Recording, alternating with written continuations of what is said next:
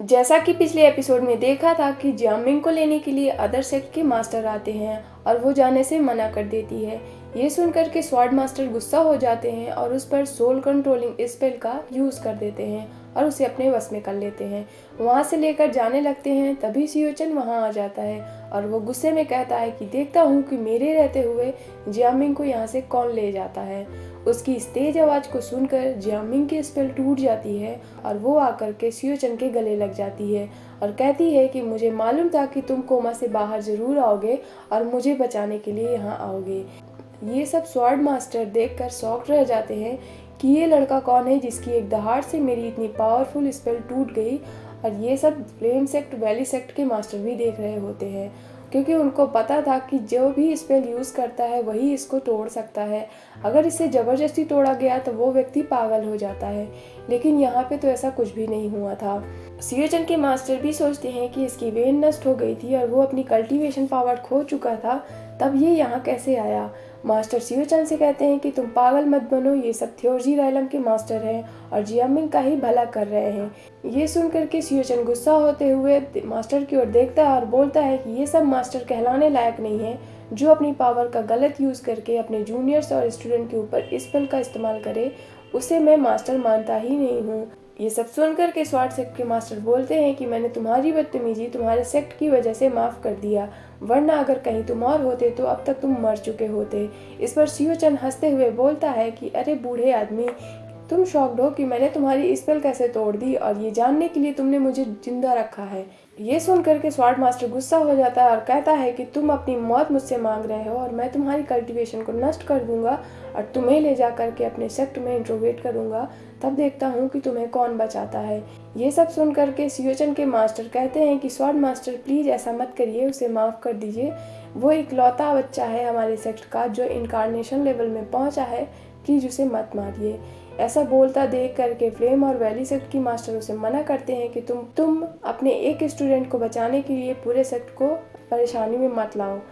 और sword master सियोचन पे अपनी पावर से अटैक कर देता है, लेकिन सियोचन अपनी पावर का इस्तेमाल करके उसकी पावर को ब्लॉक कर देता है और अपने आप को बचा लेता है। ये देख करके स्वॉर्ड मास्टर थोड़ा हैरान होता है कि इनकारनेशन में होकर ये मेरी पावर को कैसे ब्लॉक कर पा रहा है, क्या सीक्रेट है इसका। ये सब देख करके सियोचन के मास्टर भी हैरत में पड़ जाते हैं कि वो किस तरह से स्वॉर्ड सेक्ट के मास्टर की पावर को ब्लॉक कर ले रहा है। अगर ये इतना पावरफुल है तब तो मेरे फ्यूचर के लिए बहुत अच्छा होगा, मुझे उसका साथ देना चाहिए। इधर सियोचन मन ही मन बहुत खुश हो रहा होता है कि बॉडी टेम्परिंग मंत्रा की वजह से ये तो मुझे हिला तक नहीं पा रहा है। और वो कहता है कि तुम्हारी ये सब पावर तो बहुत ही ज़्यादा वीक है, तुम अपनी असली पावर को दिखाओ ना। इस पर मास्टर गुस्सा हो जाता है और वो अपनी सबसे पावरफुल स्वॉर्ड स्पेल का यूज़ करता है और स्वॉर्ड स्पेल में 100 स्वॉर्ड इकट्ठा उस पर वार करने के लिए निकल आते हैं। इस पर सियोचन के मास्टर स्नेक सोल पावर का यूज करके स्वॉर्ड स्पेल को निगल जाते हैं। इस पर स्वॉर्ड मास्टर कहता है कि तुम मेरे अगेंस्ट जा रहे हो। सियोचन के मास्टर कहते हैं कि नहीं, मैं डर गया था कि कहीं आप सियोचन को मार न दें, इसलिए बस मैंने उसे प्रोटेक्ट किया है, प्लीज़ मुझे माफ़ करिएगा। सियोचन को माफ़ी मांगने के लिए कहते हैं और जियामिंग को कहते हैं कि उसकी किस्मत बहुत अच्छी है जो उसे चुना गया है इसके लिए। और सियोचन माफ़ी तो नहीं मांगता है और उसके बजाय वो जियामिंग का हाथ पकड़ के वहाँ से चला जाता है और उसके पीछे दौड़ते हुए स्वॉर्ड मास्टर भी चिल्लाते हुए जाते हैं और बोलते हैं कि मैं जिसे चाहूँ अपने साथ ले जाना, उसे मैं ले जाकर ही रहता हूँ। ऐसा कोई इंसान नहीं है इस दुनिया में जो मुझे रोक सके। तभी वहाँ पे एक बंदे की आवाज़ सुनाई देती है जो बोलता है कि ये कैसा एक कमज़ोर इंसान है जो मेरे फैमिली मेम्बर को पाने की चाहत रख रहा है। इस पर स्वॉर्ड मास्टर बोलता है कि कौन है, मेरे सामने आओ। वो सामने तो नहीं आता, लेकिन अपनी थंडर पावर का यूज़ करके स्वॉर्ड मास्टर को वहीं पर जलाकर राख कर देता है। ये सब देख करके सियोचन के मास्टर और फ्लेम और वैली मास्टर बहुत दंग रह जाते हैं और डर जाते हैं।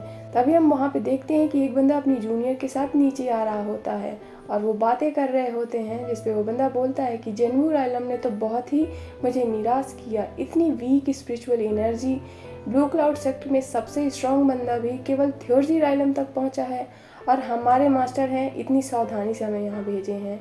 और वो अपनी चुटकी बजाकर पावर का यूज़ करता है, जिससे सेक्ट में जितने भी स्टूडेंट थे वो सब बेहोश होकर गिर जाते हैं। इस पर वो लड़की बोलती है कि सीनियर, ये तिन्युआन रीजन का जेन्वू राइलम है, ये सबसे वीकेस्ट प्लेस है हमारे लिए।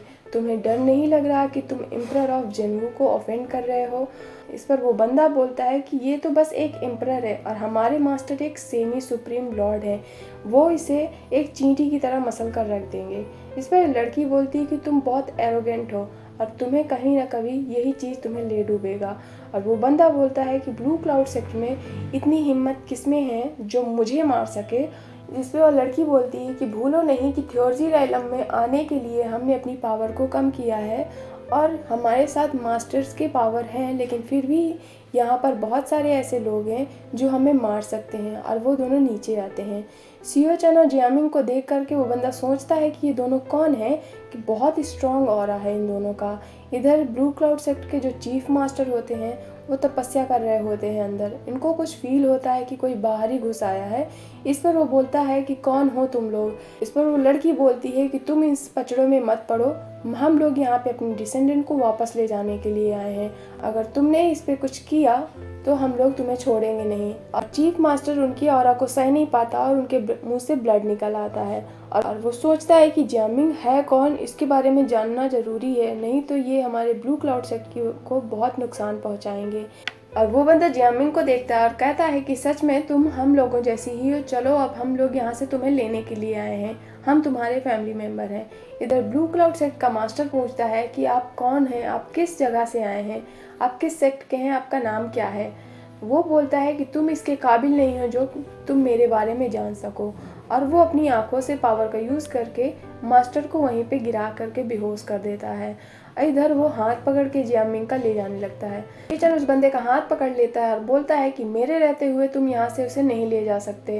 बंदा उससे हाथ छुड़ाता है और सोचता है मन में कि ये लड़का इनकार्नेशन लेवल में है, लेकिन ये मेरी पावर को कैसे ब्लॉक कर पा रहा है।